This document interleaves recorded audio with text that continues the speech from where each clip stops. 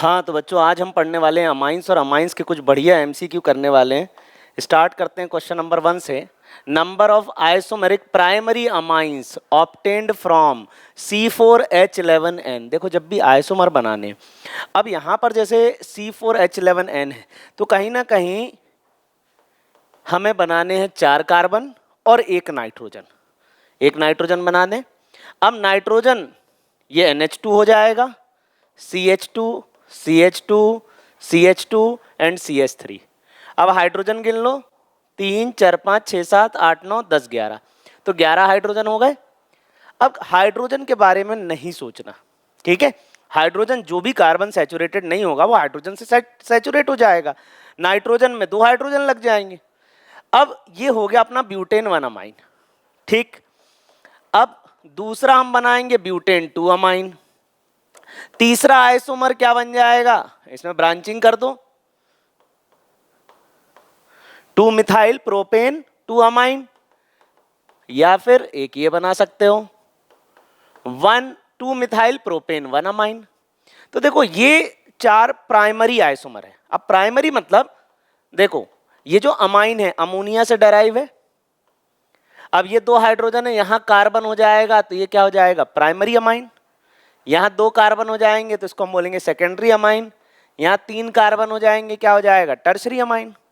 तो primary, secondary and tertiary amine 3 तरह के अमाइन होते हैं। अब लेकिन उसने सिर्फ प्राइमरी अमाइन की बात करी है।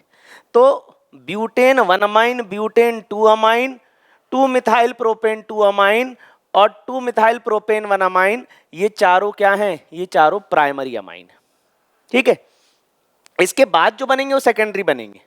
तो यहां पर प्राइमरी अमाइन की संख्या 4 होगी।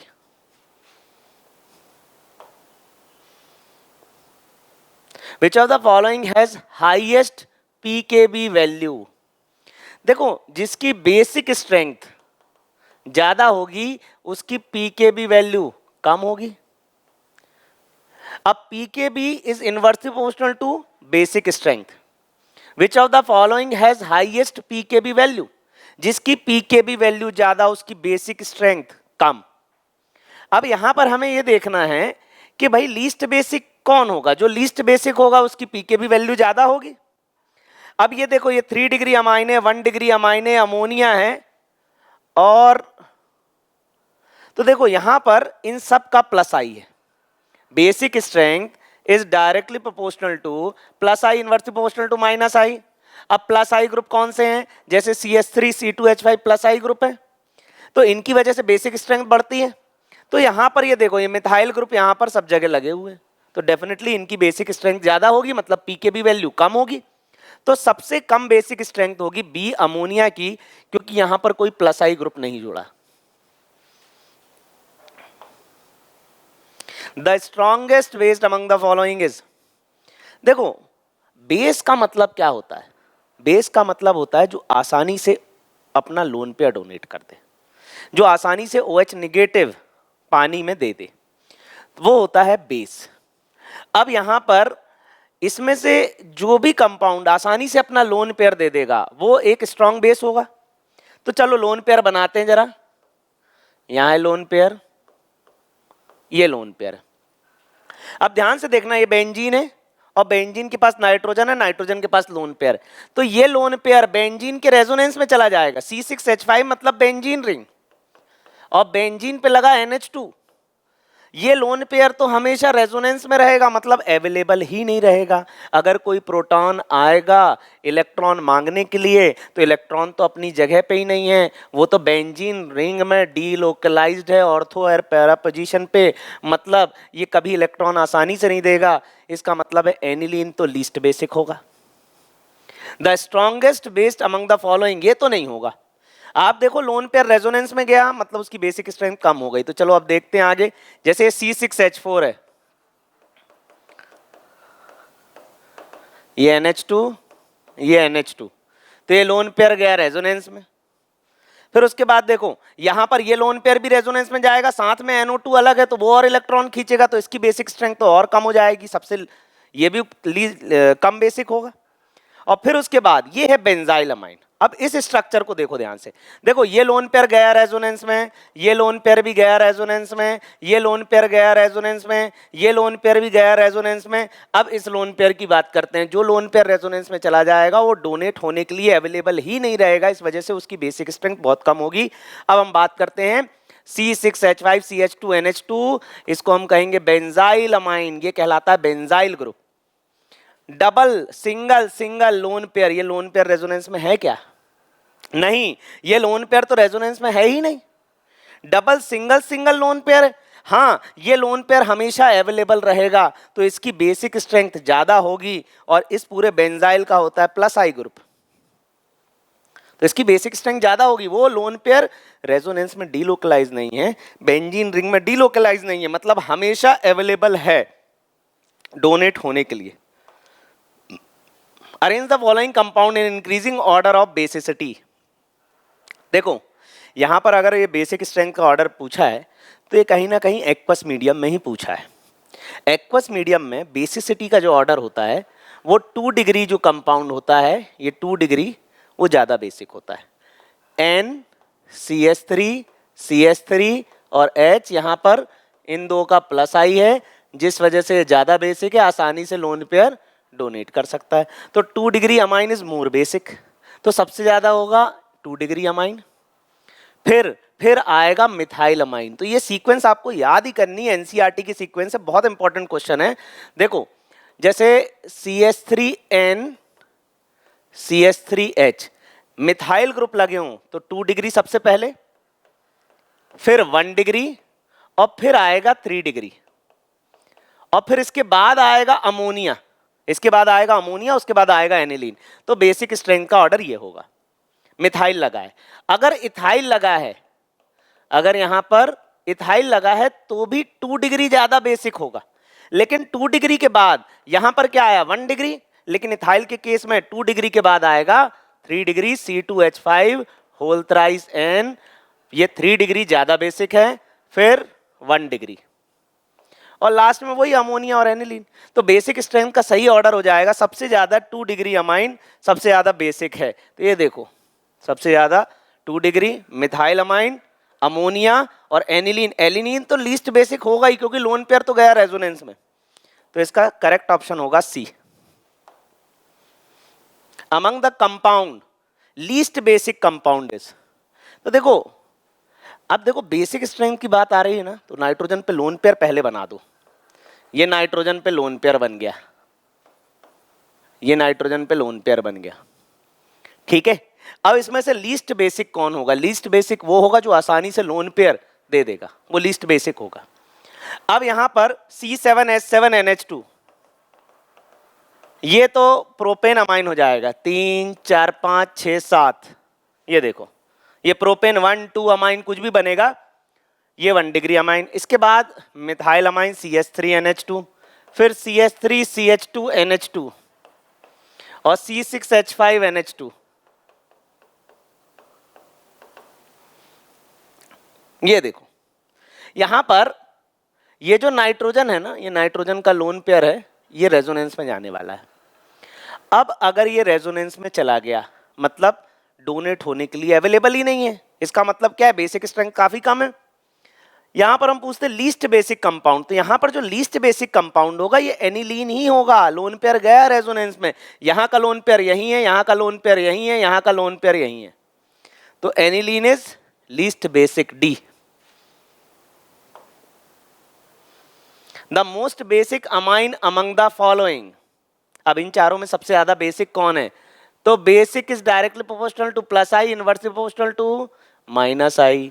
अब प्लस आई ग्रुप कौन से हैं? CH3 C2H5 प्लस आई, माइनस आई क्या है? ये बेंजीन है, माइनस आई। तो यहां पर सबसे ज्यादा बेसिक, अब NO2 का क्या होगा?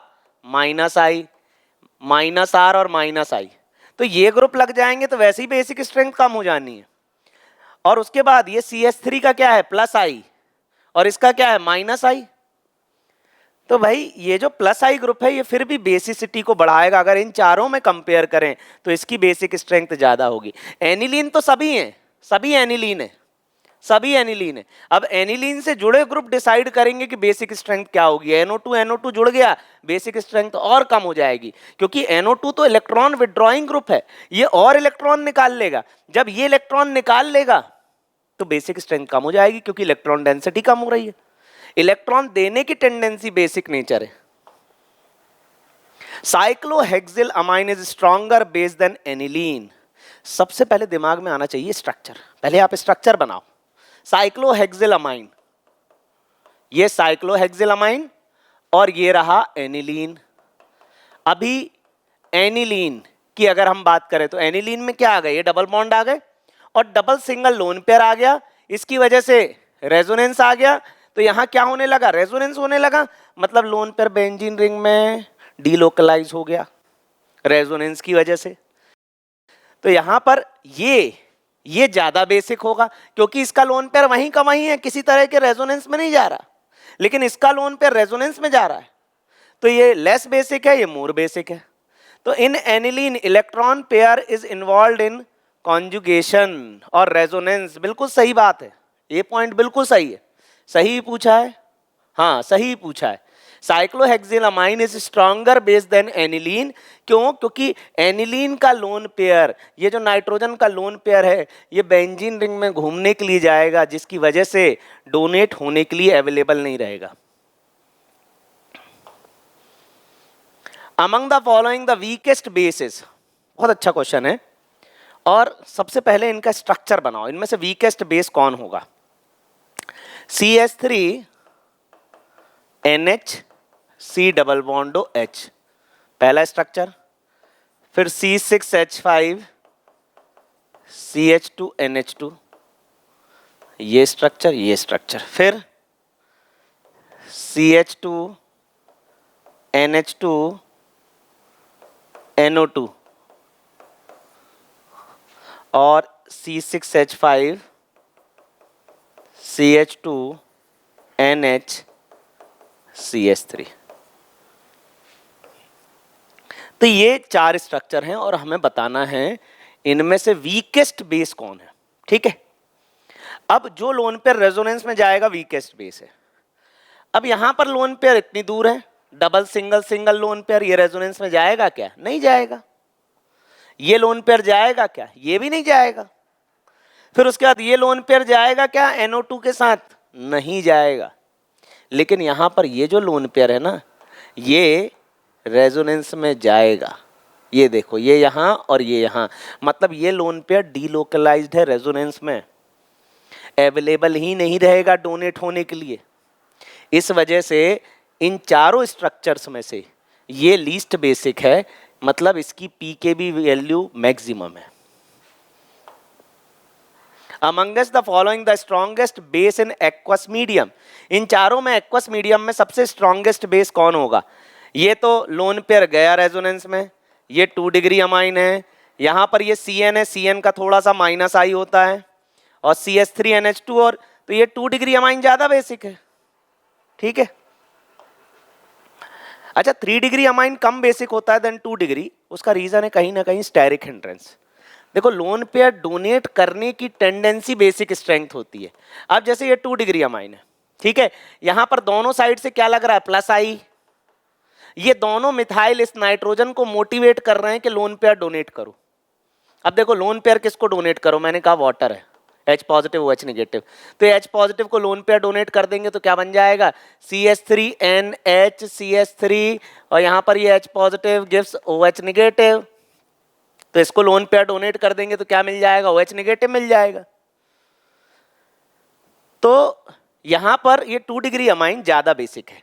अब 3 डिग्री से ज्यादा बेसिक क्यों है, ये तो हो गई बात कि भाई अमाइन बेसिक क्यों है। अमाइन बेसिक इसलिए है कि जैसे पानी में डालोगे ये H पॉजिटिव को अपने साथ ऐसे जोड़ लेगा और OH नेगेटिव की कॉन्सेंट्रेशन बढ़ा देगा। OH नेगेटिव की कॉन्सेंट्रेशन बढ़ जाएगी तो बेसिक स्ट्रेंथ बढ़ जाएगी।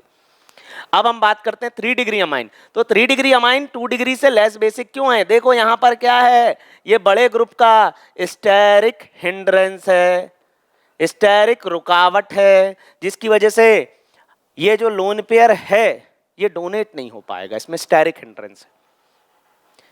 तो which of the following is weakest Bronsted base, इसमें वीकेस्ट बेस कौन है? चलो यहां पर ये लोन पेयर गया रेजोनेंस में, यहां पर लोन पेयर जाएगा रेजोनेंस में? नहीं जाएगा। यहां जाएगा क्या? नहीं जाएगा। यहां जाएगा क्या? नहीं जाएगा।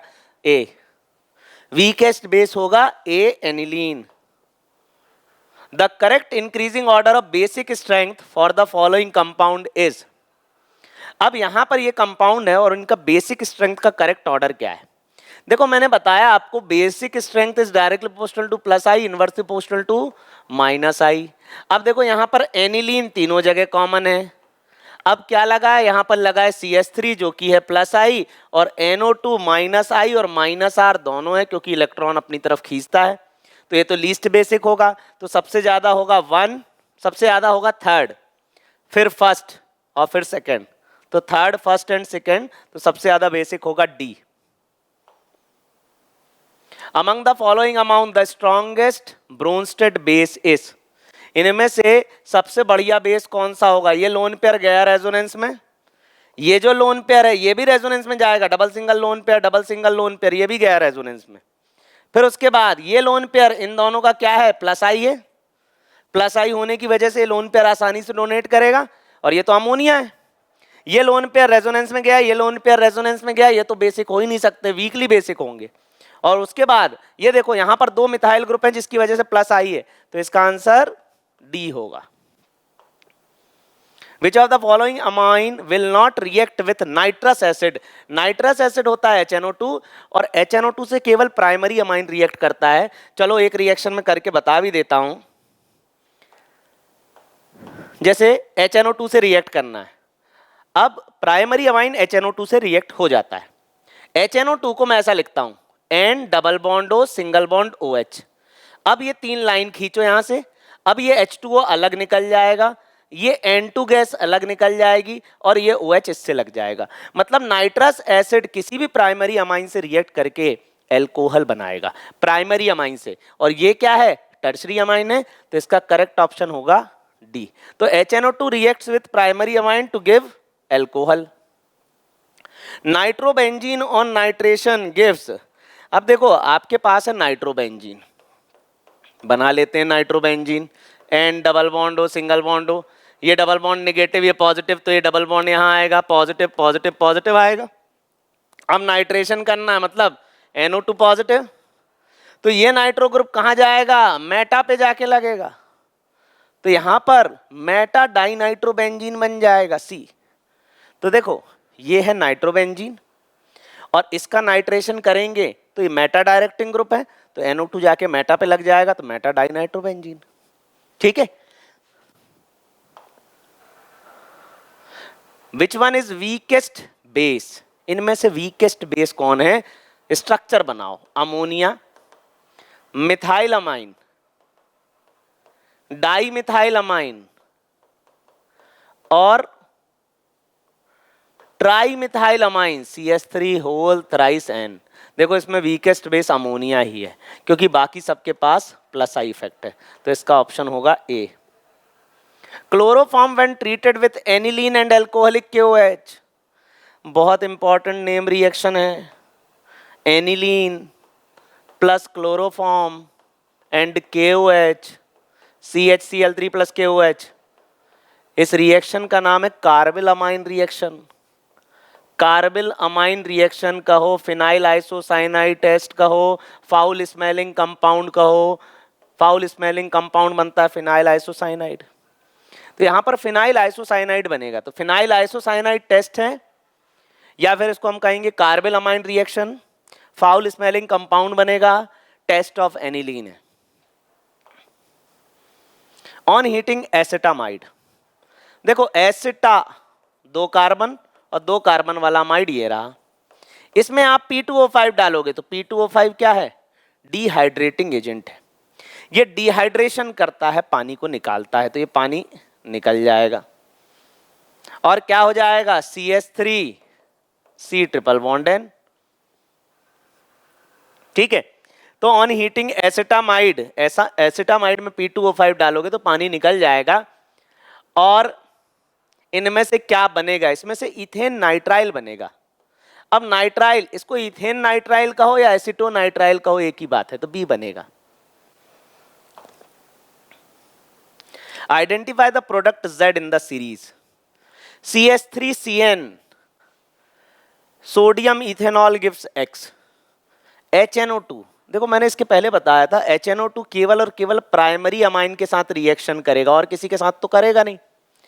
तो यहां पर ये क्या बन जाएगा, प्राइमरी अमाइन। तो प्राइमरी अमाइन 2 कार्बन, तो 2 कार्बन वाला अमाइन लिख लो यहां पर। ये जो X हो जाएगा ये हो जाएगा CH3CH2NH2, ये हो गया प्राइमरी अमाइन। फिर इसमें क्या डालेंगे, HNO2 N डबल बॉन्ड हो, सिंगल बॉन्ड OH, तो N2 अलग हो जाएगा, वाटर अलग हो जाएगा और OH लग जाएगा। फिर उसके बाद CH3CH2OH, फिर इसमें K2Cr2O7 और H2SO4 डालोगे, CH3C डबल बॉन्ड OH, तो क्या हो जाएगा, इथेनोइक एसिड। ठीक है, तो यहां पर जो Z है, Z ही पूछा है, तो Z है ethanoic acid. The end product of the reaction is, ये हो गया इथाइल अमाइन, इसमें HNO2 डाला, HNO2 ये नाइट्रोजन यहां नीचे लिखा, डबल बॉन्ड हो, सिंगल बॉन्ड OH, तो N2 बाहर, H2O बाहर, OH लग गया। तो यहां पर 2 कार्बन, इस पे OH लग गया। PCl5 डालोगे तो OH हट के Cl लग जाएगा, ये 2 कार्बन इस पे लग गया Cl। और इसमें अगर मैं अमोनिया डाल दूं NH2H, तो यहां पर ये HCl निकल जाएगा और 2 कार्बन वाला अमाइन बन जाएगा।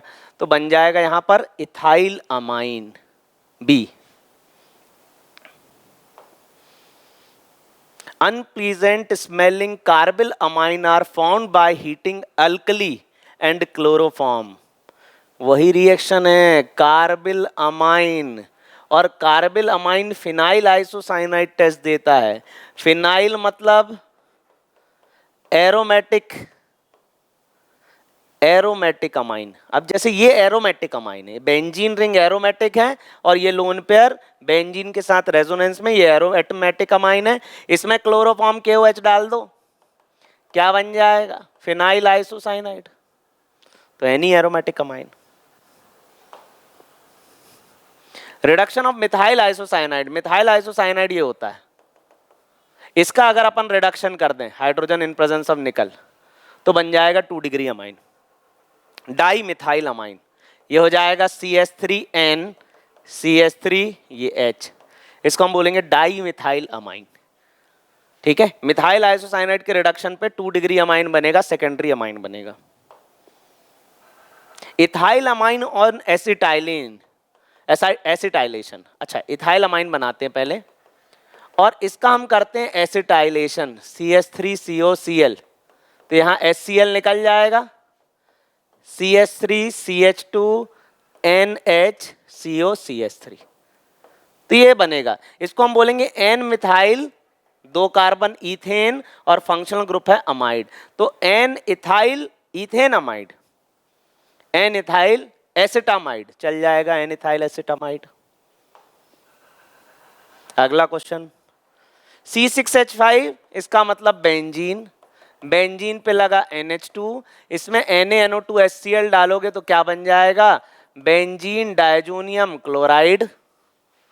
अब CuCN इसमें अगर हम डालेंगे तो ये N2Cl हट जाएगा, Cn लग जाएगा, और Cn का अगर मैं हाइड्रोलिसिस कर दूं तो ये Cn क्या हो जाएगा, COOH बन जाएगा। तो यहां बन जाएगा बेंजीन पे COOH, बेंजीन को मैं लिख सकता हूं C6H5 COOH, करेक्ट ऑप्शन होगा B। When acetamide, acetamide means 2 carbon वाला अमाइड। अब इसमें मैंने क्या डाला, Br2, कॉस्टिक सोडा मतलब NaOH, बहुत इंपॉर्टेंट नेम रिएक्शन है ये, हॉफमैन ब्रोमाइड डिग्रेडेशन। मैं खास बात बताता हूं, हॉफमैन ब्रोमाइड डिग्रेडेशन में केवल प्राइमरी अमाइन बनेगा, और हॉफमैन ब्रोमाइड डिग्रेडेशन से आप एनिलीन बना सकते हो। कैसे बना सकते हो, अब हॉफमैन ब्रोमाइड डिग्रेडेशन होता क्या है पहले ये समझते हैं। हॉफमैन, ब्रोम, अमाइड और डिग्रेडेशन, ये ग्रुप हट जाएगा, तो यहां पर अमाइड से क्या बनेगा, अमाइन बनेगा।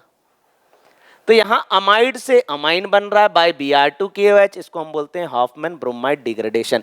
इससे आप एनिलीन बना सकते हो। ये हुआ बेंजामाइड, और यहां हमने डाला Br2KOH या NaOH, तो CO ग्रुप हट जाएगा और क्या बन जाएगा, एनिलीन बन जाएगा। तो यहाँ Br2KOH डालोगे तो CO ग्रुप हट जाएगा, एनिलीन बन जाएगा।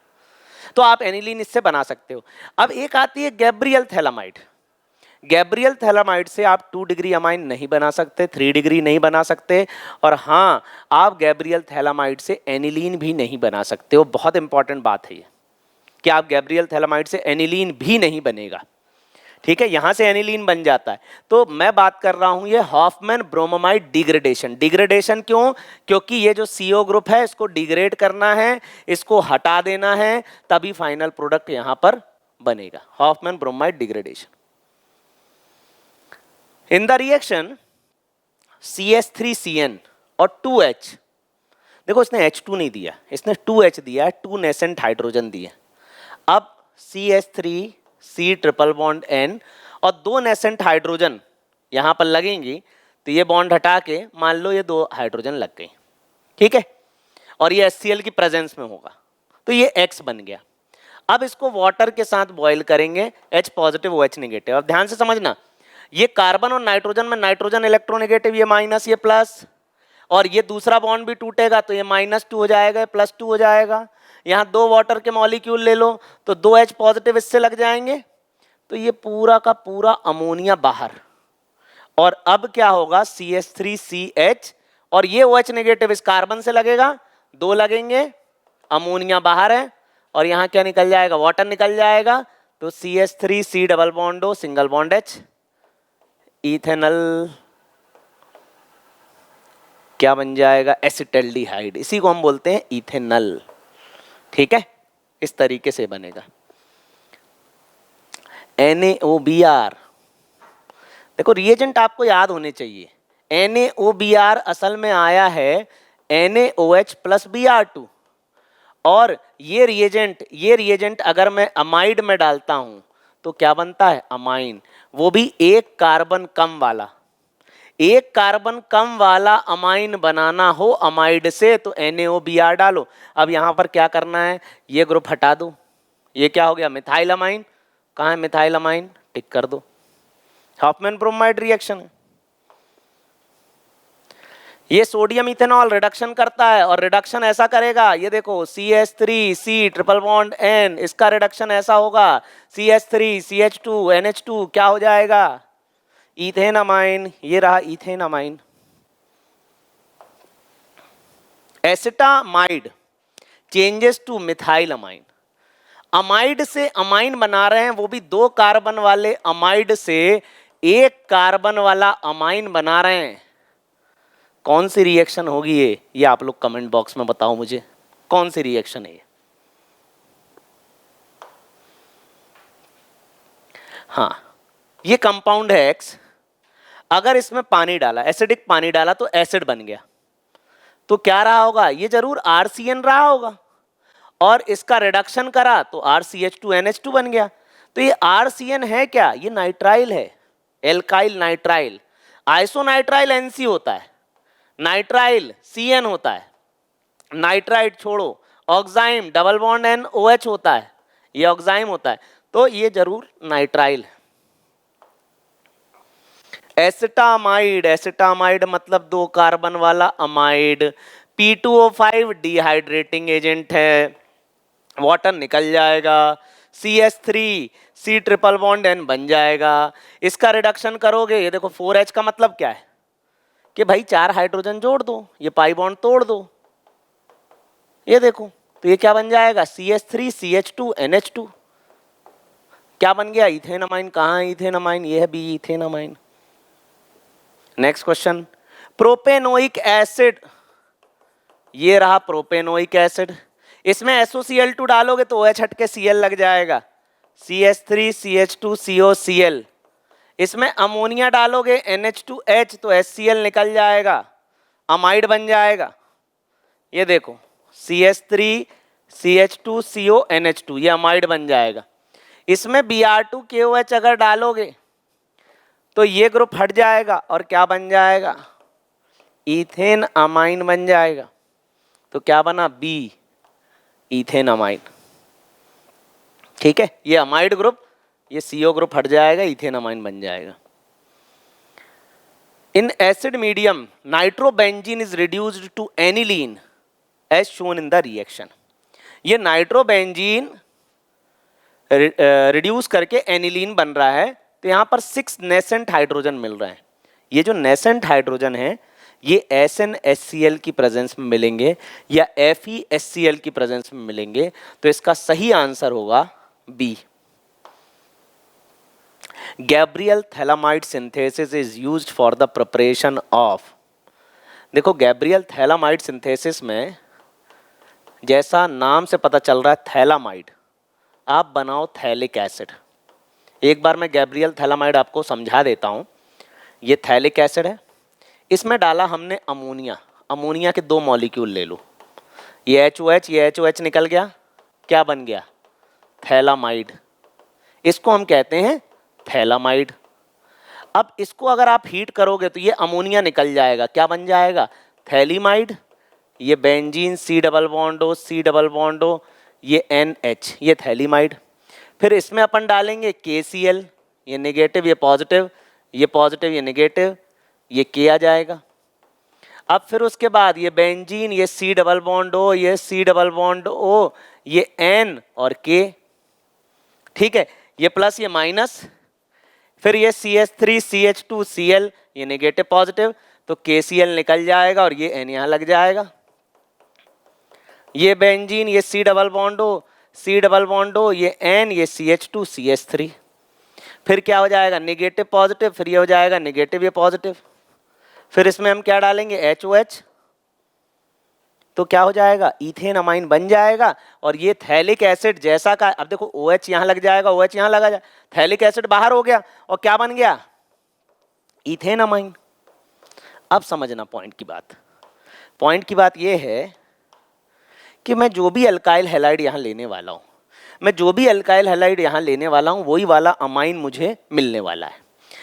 अब अगर मैं क्लोरोबेंजीन यहाँ लूँ तो क्लोरीन का जो है, ये क्लोरीन है ना, बेंजीन रिंग से सेपरेट ही नहीं होता, इसका लोन पेयर रेजोनेंस में है और रेजोनेंस में होने की वजह से यहाँ पर क्या है, डबल बॉन्ड। ठीक है, अब यहाँ पर ये रेजोनेंस में है और यहाँ पर क्या आ रहा है, डबल बॉन्ड कैरेक्टर आ रहा है। तो ये क्लोरोबेंजीन टूटता ही नहीं है, टूटता नहीं है तो एनिलीन बनता नहीं है। तो पहली चीज एनिलीन नहीं बनेगा, फिर उसके बाद 2 डिग्री 3 डिग्री अमाइन भी नहीं बनेगा। तो गैब्रियल थैलामाइड की खास बात यह है, एनिलीन नहीं बनेगा, 2 डिग्री 3 डिग्री अमाइन नहीं बनेगा। लेकिन अगर मैं बोलूं C6H5 CH2 NH2, क्या ये गैब्रियल थैलामाइड से बनेगा? हाँ, ये बनेगा, क्योंकि ये क्लोरोबेंजीन से नहीं बना है। ठीक है, ये बना है C6H5 CH2 Cl से बना है और ये क्लोरीन का लोन पेयर रेजोनेंस में नहीं है, ये हट जाएगा, ये बन जाएगा। अब बताना जरा, ये बनेगा कि नहीं?